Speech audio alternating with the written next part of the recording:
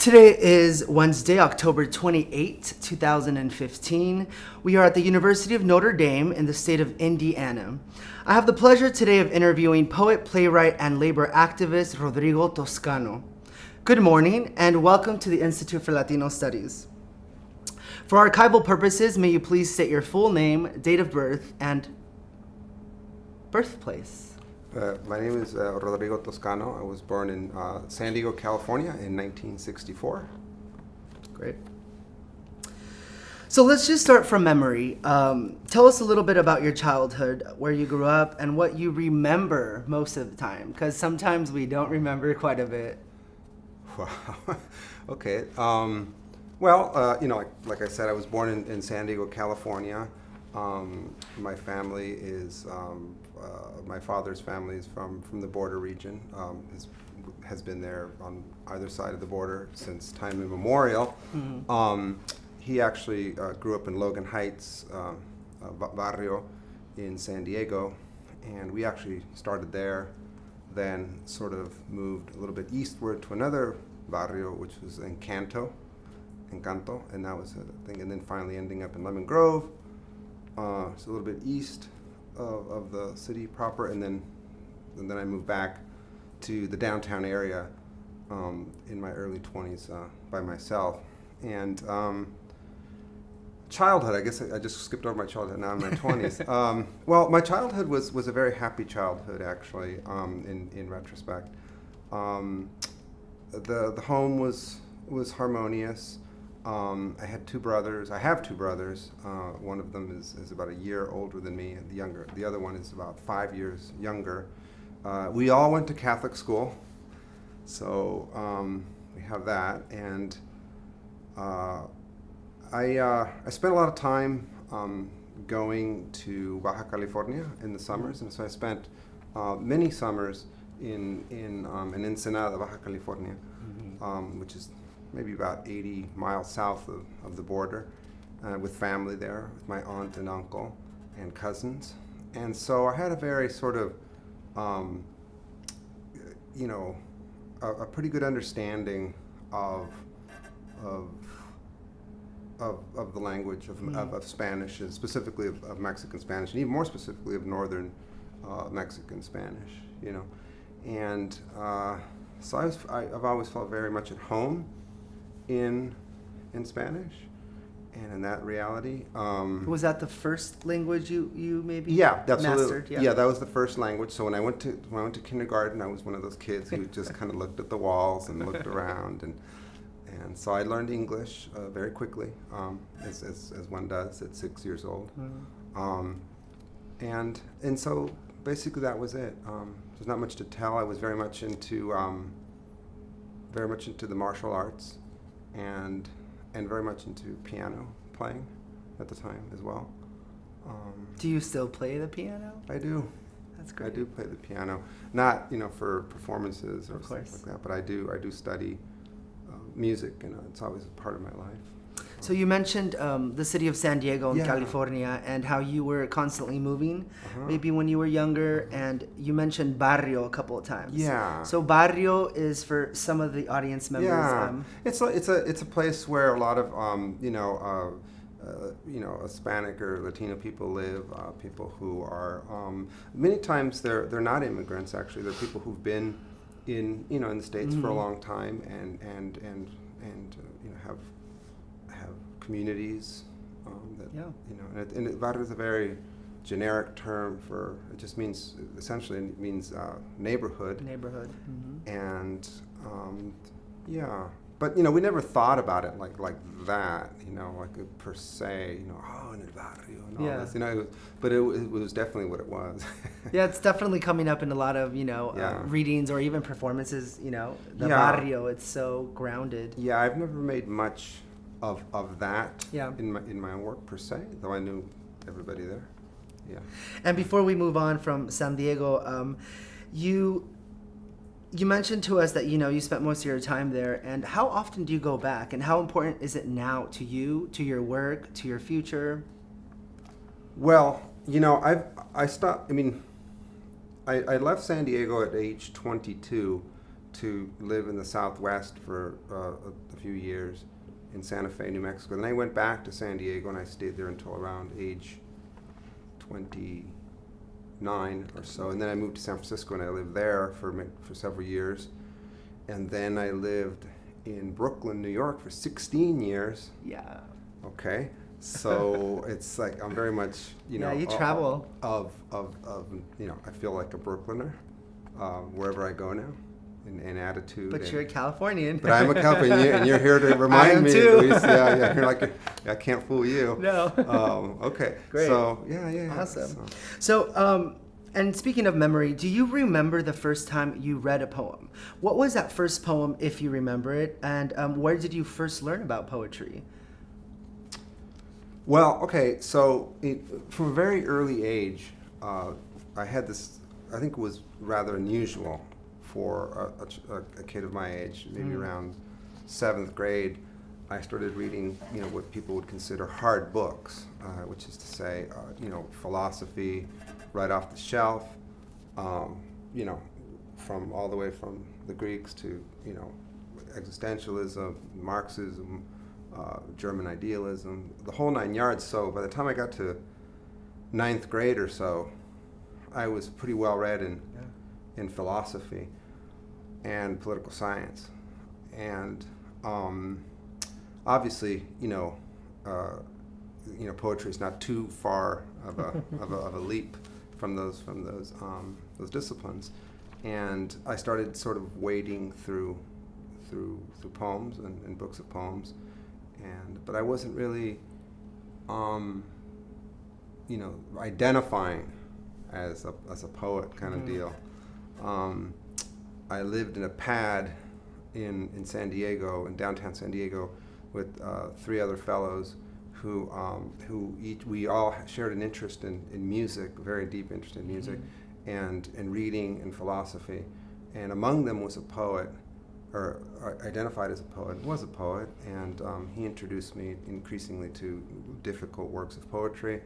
And little by little, I started seeing poetry as a vehicle from which you could express very complex things, and at the same time, you could have very direct connections with people's their current psychologies, their current interests. So little by little. So I would say around age 22 is when I first started thinking about, well, maybe I should do this type of writing, this kind of thinking. But it didn't really become very extremely real until around age 25, I would say. Then that is at age 25 that I actually, much of the Disparities, my first book, was written by age 25. The manuscript was pretty much completed by then, and there was large chunks of it actually that were not published. But anyway, so that's kind of. So, politics seem to always slip in contemporary works. What advice do you have for the next generation of poets in regards of the usage of politics on contemporary issues in their works? Do you feel it is important for us artists to give a voice to the current events that historically seem to be representing themselves, and why? Well, it's important to keep a sense of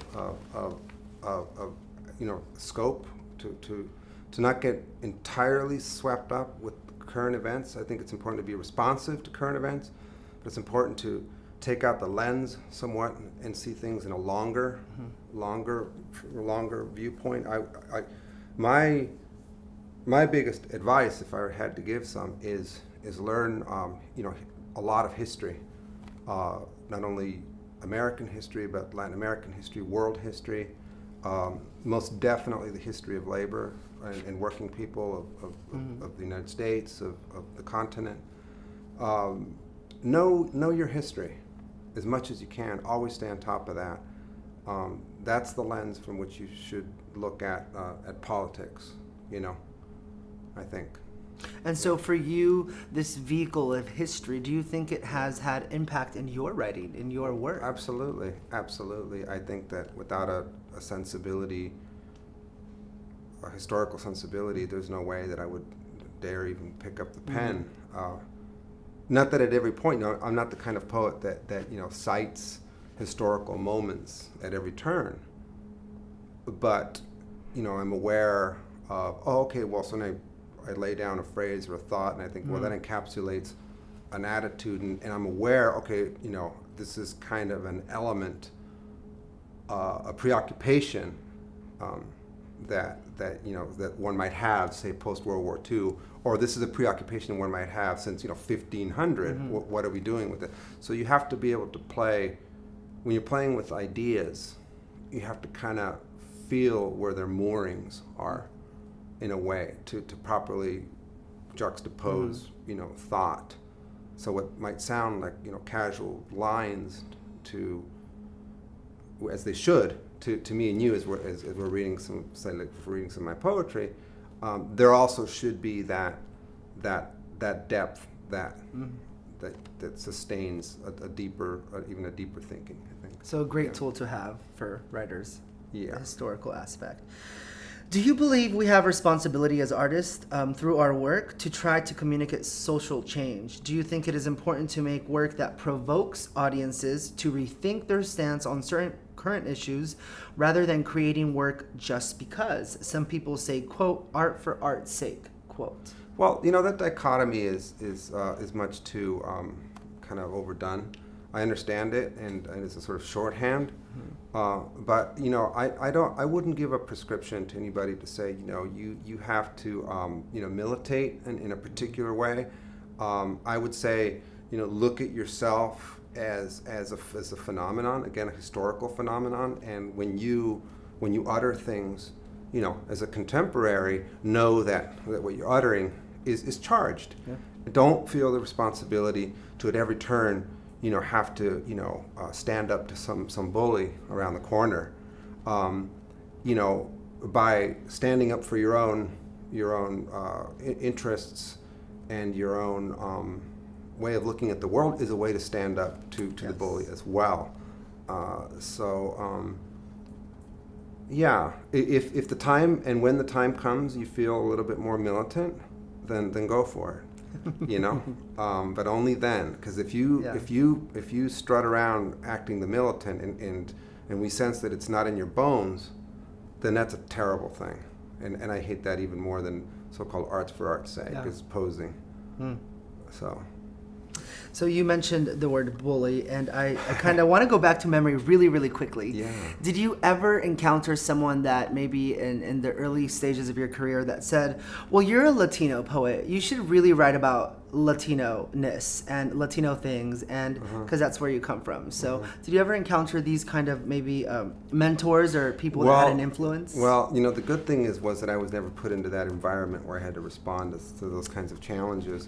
I scrupulously avoided, higher education in terms of poetry, and though I have a lot of friends, obviously, who are professors, and I admire the industry a great deal, the people, that is, not so much the conditions of the industry, but that I wasn't really exposed to those kinds of things. And if people were to say that to me, I'm, like I said, I'm not very easily knocked off, because my sense of Latinidad, my sense of Mexicanidad, my sense of a greater American, as I always say, from Punta Arenas, Argentina, all the way to Point Barrow, Alaska, big, bi-hemispheric. I'm not going to be knocked off by that kind of challenge. I'm very secure as to where I'm from. You know what I'm saying? It's not going to be, and since I do politics and stuff like that, it's like I'm not going to do armchair politics through poetry and have a fight with some other armchair, But fights maybe do happen, right? Yeah. Well, look. To be clear, in California, when I was much younger, 25 years young, there were a lot of poets who I had, a lot of friends with, who were part of the sort of, poetry troops or Chicana poetry troops or something. And we had some lively arguments into the night, for sure, about a lot of things. And that's fine, and they're doing really good, and I'm still here. That's great, yeah. Yeah. Early emerging and emerging poets sometimes face rejection and critique on their poetry that isn't considered poetry by some audiences. This usually comes from voices that are from the older generation, traditionalists, and those not able to connect with the current voices that include of recently graduated students, songwriters, or poetry slam artists, among many other. With that, I ask this: what is poetry to you? What makes a poem a poem? Who has the right to say if your writing is a real poem or not? Well, okay, so, I could answer that in an abstract way, or I could answer it in a sort of practical, environmental way, and I'll choose the latter. If you look around and you see what's happening with poetry, and you see how the genre has been distended into prose or spoken word type of formats, or very textual, you should be able to see that that terrain is available to you. And so I would say just work with that terrain vigorously, and come what may, what people think about it. So, I mentioned mentors earlier, and role models are very important. Who is the one mentor or role model of whom you have a fond memory of which enabled you to gain more confidence as a writer early in your career, which you mentioned was your 20s? How do they inspire you to pursue writing? Do you believe we carry these individuals with us throughout our careers, reminding ourselves where we came from and whom we want to be like? Well, I'm going to be really honest with you. I had no singular mentor, a one or even a two that I can remember. I've had many encounters with both elders and contemporaries, my age, and then younger as well. There was nobody who I feel would sort of, that would get a sort of dedication of state, to my true mentor or whatever. People who I admired that are contemporaries that are living, I could list a long list of people. I'm not going to do that, but I think it's important to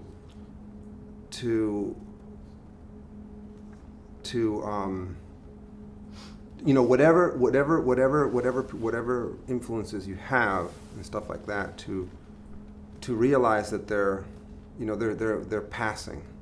Okay. Just keep it at that. We'll get back to that. Yeah. So, going on passing, poetry is evolving as we sit here in this interview, outside of this library. So, what do you see in the future for poetry in regards to this question? Can the poem really be tested any further? That's a quote from one of my books, right? Yeah. Well, sure. I mean, it's not. I mean, everything is tested against everything else, right? And when you're talking about poetry, yeah, it's a test of speech instances. It's a test not only as you're doing it unto yourself and manipulating things, but it's more than that. It's a test when it's exposed to a readership or an audience listening, and that's where the meaning really takes place. And it's a form of theater, if you will. If you're not attentive to the dynamics and the fundamental physics of that interface, then your art will probably never grow. You can do all the manipulation you want in your private laboratory, but the real test of poetry, because when you wheel it out of the lab and you see how it's reacting, and you have to be ready, as I said in one of my books, in Partisans, ready for flowers and stones. Mm-hmm. Both. If you don't have the makeup to be able to sense pushback, as well as flowers bestowed on your feet like a skater, then you're in the wrong business. I would say, and I didn't want to say a very definitive declare, but you're pushing me to. Yeah, no, say it. Please. So I have here a copy of your most recent book titled Deck of Deeds. Yeah. And May you please do us the honor of reading one of your favorite poems from this collection, Yeah. and then just, share a little bit about how the process, if you remember, of that specific poem was. Yeah. Sometimes, writers have great stories about how they sat and wrote it in an hour. Sometimes, it takes a week. So that would be great if you could do that for us, and then we can talk a little bit more about that specific poem. Yeah, this is from Deck of Deeds. It's one of the, as in the book, as it's winding down toward the end, I'm aware of it. I didn't know exactly where it was going to end, but you start to feel like you would in a piece of music, serious music. The sort of the natural death that a piece of music has toward the end, and it's kind of fits Yes. as it finishes. And sometimes there's moments of calm. And so this is one of those moments, and it's very reflexive in terms of I think the accumulated meaning of the book as it felt to me at that moment. Yeah. And so thinking about the book as insurrection, thinking about the book as fugitivity, and thinking about the link between the two. And so this one was called La Observadora, the observer, La Observadora. Feeling the initial jolts of an explosive, subterranean social transformation is something that she lives for, especially when the jolts are perceived to erupt from nearly frozen bystanders' warm, pulsating bodies. First, their emotions brighten to a maximum luminosity, spectacular accidents in thought causing intention to splinter into multiple paths of action. Next, their ideals deflate and tuck hard against actual lived conditions. After that, their sense of public vanity dissipates, a scattering plume of smoke to nowhere. Finally, their dogged dedication to reason clamps its straining claws into a rapidly unfolding speculative science of a just around the corner reality. The jolts come in a series of flickering dream images, sending waves of recovered historical memory into her sense of the now. She adores this new little demon, friend more than anything else in the world. The feeling is mutual. Very nice. And that's La Observadora. So you mentioned the process of writing this poem. I'm very curious of when and how you knew it should go toward the end and why.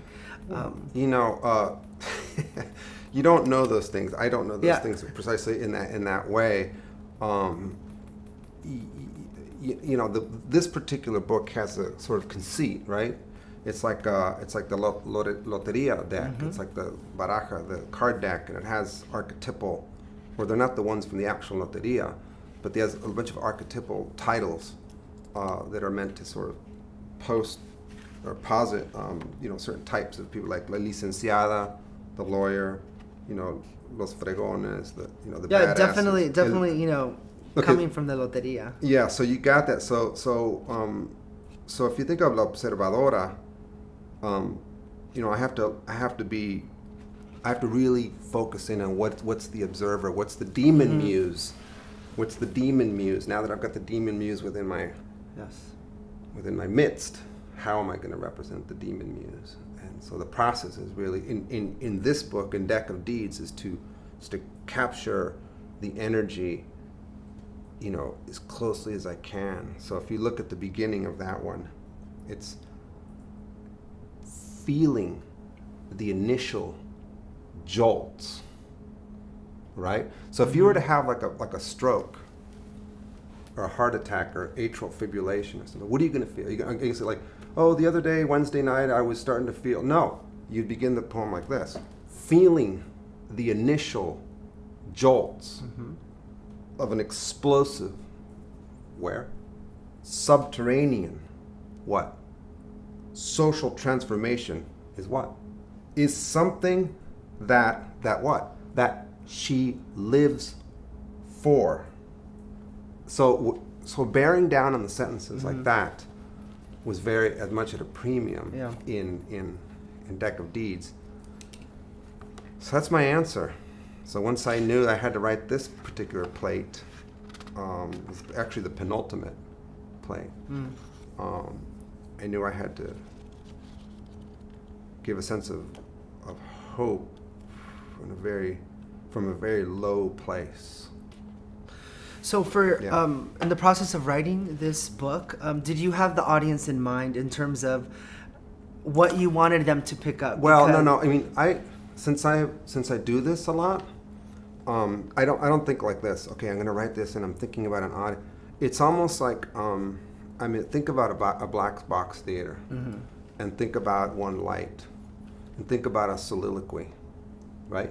Think about one character in a play saying,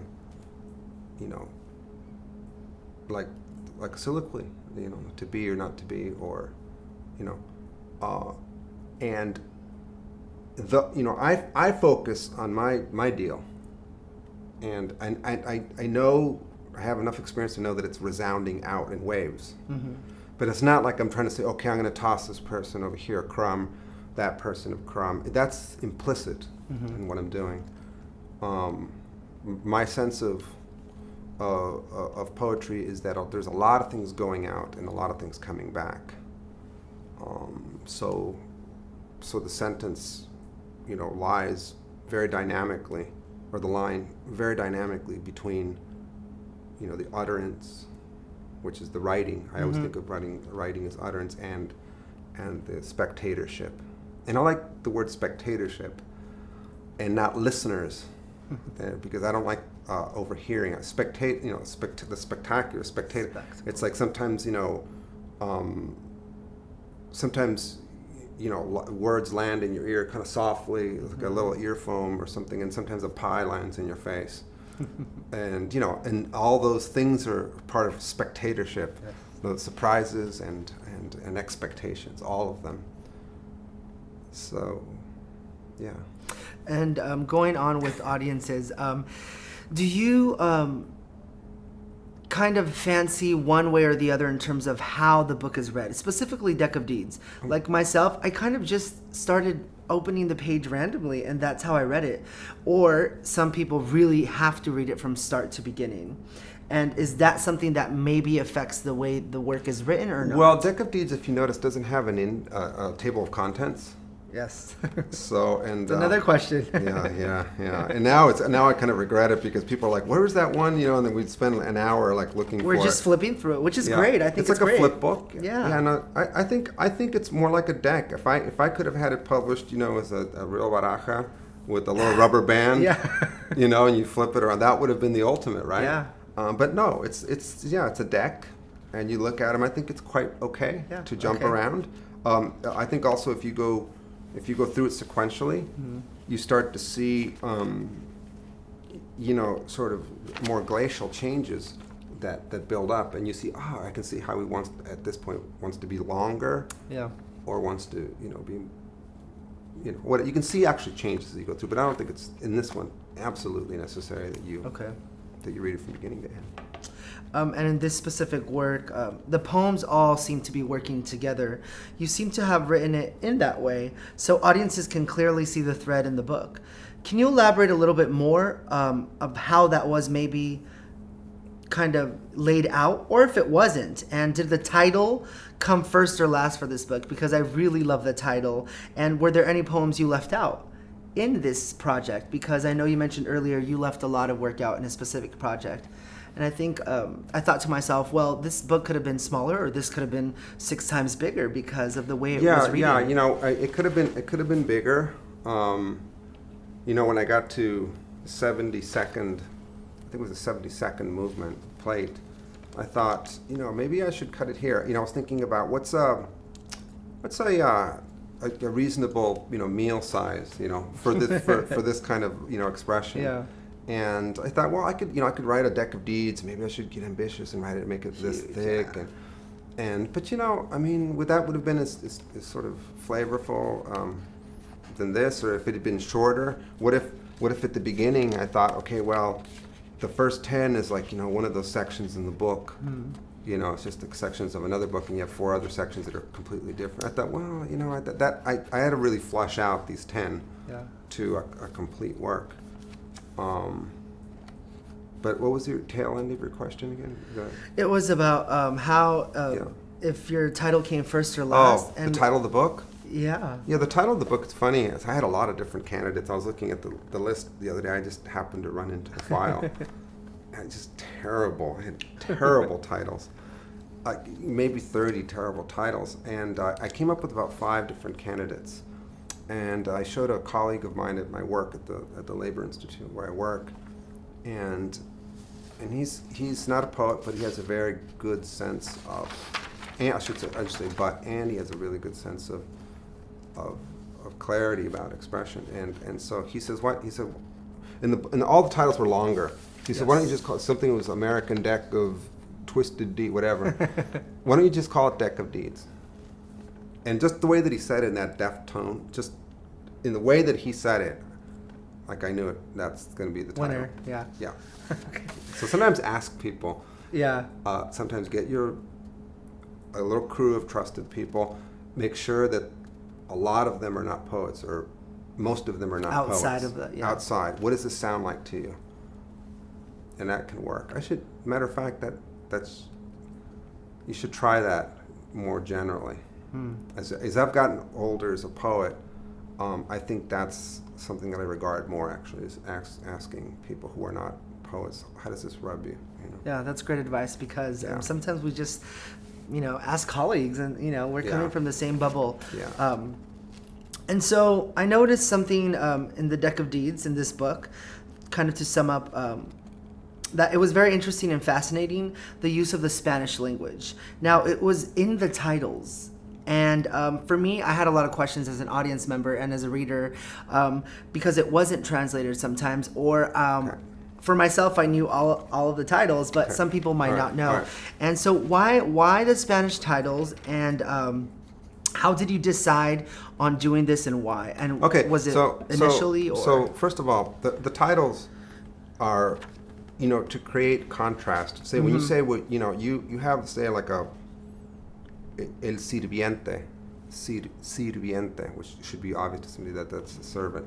So you have to think about, there's a reality that's a sort of that's not locked in the language that I speak. And so what follows, the English, is describing a reality that necessarily need not be locked into the English language.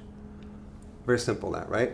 Yeah. But also, the titles, all of them I chose them so that if a fairly attentive English speaker that doesn't speak Spanish should all be able to understand these words. Okay. Every last one. I made sure of that. Watch. Los exploradores. Exploradores. Explore. You should be able to get that. El bebé. El bebé. The baby. Now, there's not a single. La experta. Expert. So I made sure of each one that if people paid attention, they should get it. Each and every title.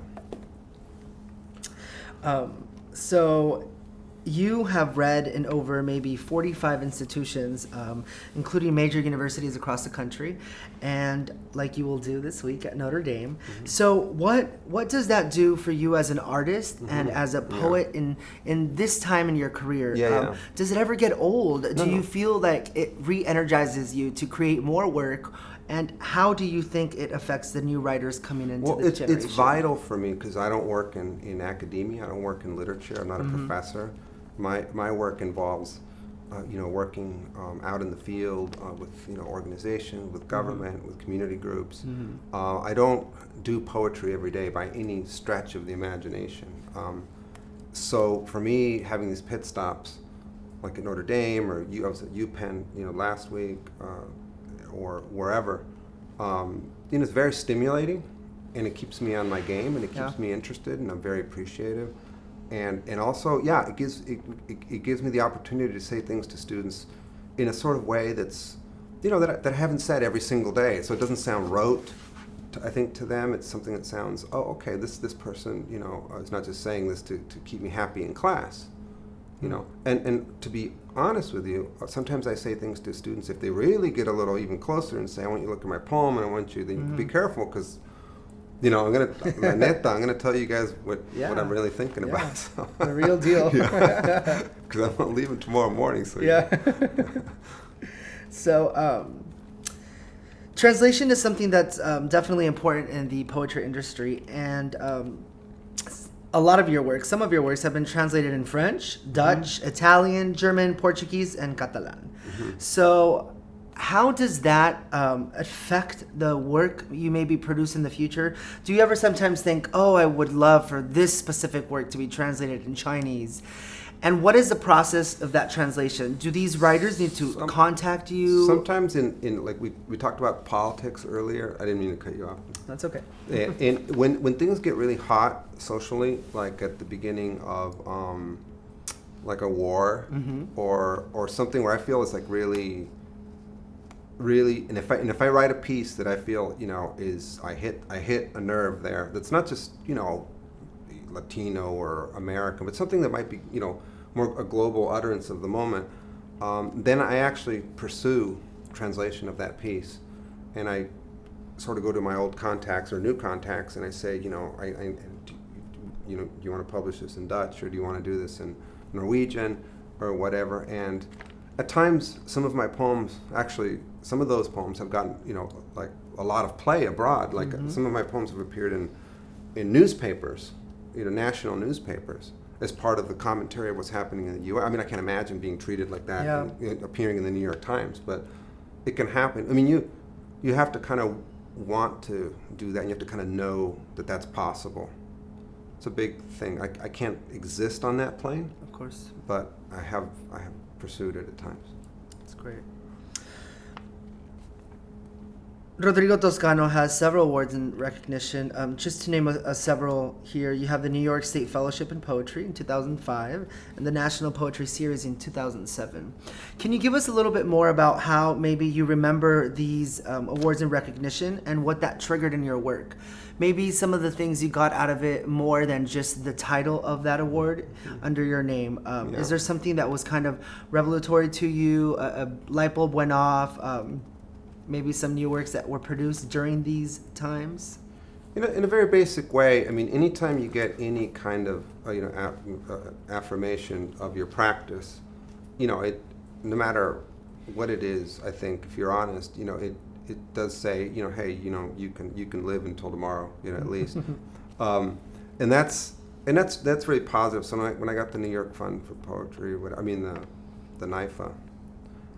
That was good, but it also just meant, you know, cold hard cash, you know, of course. And that was very nice. And at the time when I was not doing so well, and the other National Poetry Series actually was a little bit more significant for Collapsible Poetics Theater because I was already sort of on the map in terms of experimental poetry, but it also said, you know, not only is this, but, you know, hey, you know, and it was important actually for me that, you know, coming from sort of Latino community, hey, you know, we can do this, we can hit it, out, you know, out of the ballpark, outside of our own ballparks that we make for ourselves. And I've always thought that, you know, we can do those kinds of things. When I think that in a very good position to utter difficult propositions to people, you know, that are. Yeah. So we have that here, his work of Collapsible Poetics Theater, and it's very interesting. As a read, I come from a theater background too, so it was even more interesting as I dove into this book. And is there something maybe you can elaborate or let the audiences know of the process of this? Because even if you just flip the pages, it definitely, some people will be like, oh, that's a poetry book? It really looks like monologues and kind of exercises for actors and maybe short little plays. And how did that come to be kind of the style of this book? It's amazing, and so I would love for you to kind of elaborate a little bit about that. Well, you know, there's a book that preceded this one called Platform, which is you don't have here, but it's a rather big book. I think it's my longest book, and that book already, when I was reading poetry, at that time, you know, I was very much ventriloquizing. I was very much doing pop outs. voicings, tons of things just by myself. Like this is a very New York way of dealing with things, right? And so I was being spurred on by that kind of style of reading, and I was, and because of my music background, polyphony was always very important for me, right? Counterpoint, all that kind of stuff. And so little by little I started teasing out the sort of singular voice and saying, well, instead of me having to do this, when I do this, and then you read that line, and now I've got a duet. So now I went from sort of like in a manner of speaking, from like soloist to ensemble mentality. So it grew up kind of organically. And I think Collapsible Poetics Theater is when I hit on the idea of like, I'm gonna cut the chords and I'm just gonna go full on ensemble. And and it's very, in my opinion, it's very defensible as a poetry book because a true theater person, I think, like a theater, like I don't do anything but is gonna run into some bumps. Yeah. In that book, it's really a theater that grows out of poetics. And then, as you can see, I just saw some diagrams there. Of course, yeah. Looks like math. Yeah, well, living in New York, I had the good graces in my organization to work with the famous choreographer, Sally Silvers. And I see a lot of dance. Experimental dance was very much a part of my life. Going to the shows, working alongside dancers and choreographers. So I was a great admirer of body movement. And so, it's kind of my way of arrimarme, to get close and to conceive of a poetic utterances along with body movement, which has appealed to me at the time. That's great. Yeah, and I definitely, now that you're saying that you had you have a background in dance, I kind of I don't have a background in dance. In terms of loving and appreciating the art form. I kind of see some of those kind of, inspirations in this. And another question I had about this was, has anyone asked you if they could use your work to maybe set as a play or maybe perform it? They have performed it around the country. Great. Not only in schools, but in theaters and yeah, I just, once in a while I hear about somebody, randomly contact me. We did one of the pieces there, and just thought I'd let you know. And whatever. You're like, that's great. Yeah, whatever. Knock yourself out. Just maybe one or two more questions to sum up the interview. So there are a lot of young poets or even writers that kind of look up to writers like yourself that are coming from maybe Latino backgrounds or specifically Mexicano backgrounds, like myself. And so is there something maybe that some of us should know in terms of how to get back up from the ground when you are pushed and repushed, in terms of maybe rejection letters or even your own colleagues that say, oh, your work isn't that great, And so because, your success and your career at this time, it's great. It's blossoming. It's continuing to bloom. So for me and other audiences, it's an inspiration. So make sure your primary relationship is with your difficult relationship with language, whether it's English or Spanish or both. That's the primary relationship you should have. It's like as a poet, you'd be like, well, I've kind of lost my mojo with my lover, so to say. I've lost my mojo with verbs or whatever, right? And that's what you first go there. Okay. Establish that relationship, and from that, go outwards, and if people sort of are not accepting of your work,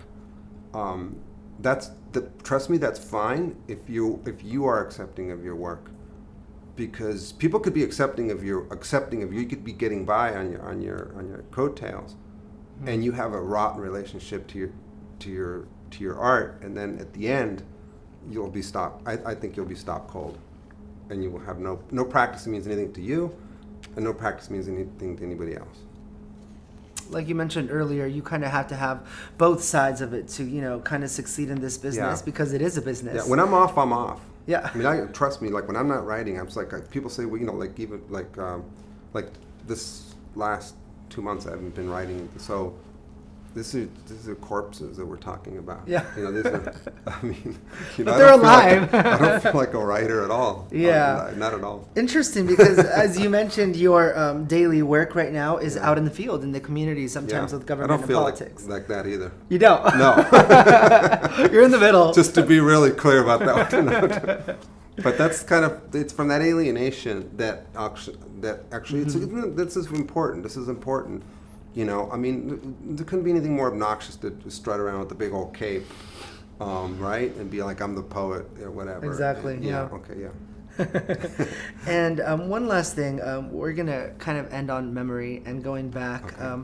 As I sat here, we now know a lot more about you and your work. And as you can see, I have all these amazing works in front of me, and which I assume there's going to be many more to come. Mm-hmm. And so if you could kind of maybe change, because change is very important, maybe change something about the way you work, or maybe how you approached writing or poetry as a whole, what would you do different maybe now and in the future? Because a lot of the times mistakes can definitely be transformed into magical, amazing works of art.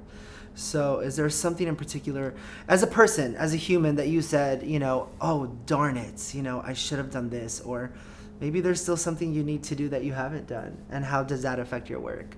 So maybe going Yeah, I think, look, it's hard. That's a hard, difficult question, because at the same time where I think I spent, sort of my early middle years a lot with a ton of experimentation and a ton of fractalization of language, and a lot of, every piece was people, the word is overused these days, an experiment, but it really was sort of an experiment in language.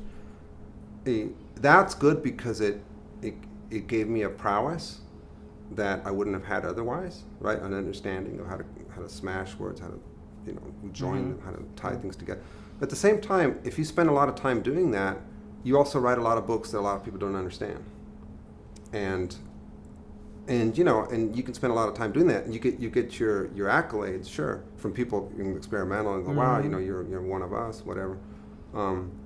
But you're missing out on a bigger world of readership by doing that. And I think that I don't believe in that regret kind of way of thinking, but I think that when you feel the time to turn in a direction that's legitimate, whether you're going back into the lab or you're going into what would be the wider audience, the bigger field, then giddy up and do it.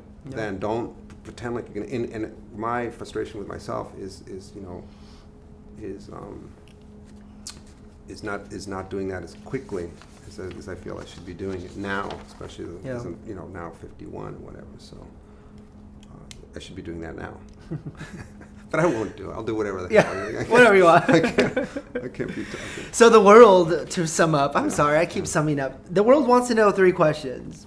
They do. That is, what is your favorite color? Okay. I used to say as a kid, I always used to say my favorite color was green, and the reason was because my brother would say his favorite color is red or whatever. We were Irish twins, so whatever the opposite was. I used to say I'm not sure if that's the case. I like like certain colors and certain people. Like that. I'm one of those course, people. Yeah. It changes. What is your favorite food? Your comida. Honestly, now that I've been so away from Southern California, I love my home food. I miss. You can't find a refried beans if your life depended on it in New Orleans. A real burrito. Forget about. I mean, same in New York. Well, you can in the Queens, but yes. So I miss like some really home down, greasy, authentic Mexican enchiladas and stuff like that. That's my favorite. That makes me the happiest. And that's not just because whatever, but that's just what it is. That's great. And TV has an impact on us all. So are you addicted to any shows right now? I don't watch TV. There you go. I haven't since 1980 or 79 or something like that. When I do on occasion watch TV, is in the hotel room when I go in and I'm changing, because I travel a lot for my work. Yes. And I turn on the news. And I read a lot. It's not that I'm not informed. I read tons. It's just shocking and very funny to see what's happening. I mean, I can't believe people get their news like from these shouting matches and They whatnot. do, Yeah, you know, yeah. online and everywhere else. Well, that sums up today's interview with Rodrigo Toscano. We are here at the University of Notre Dame, the state of Indiana, and this is the Institute for Latino Studies. My name is Luis Lopez Maldonado, and this is Rodrigo Toscano, and thank you so much for joining us. Thank you very much. Thank you.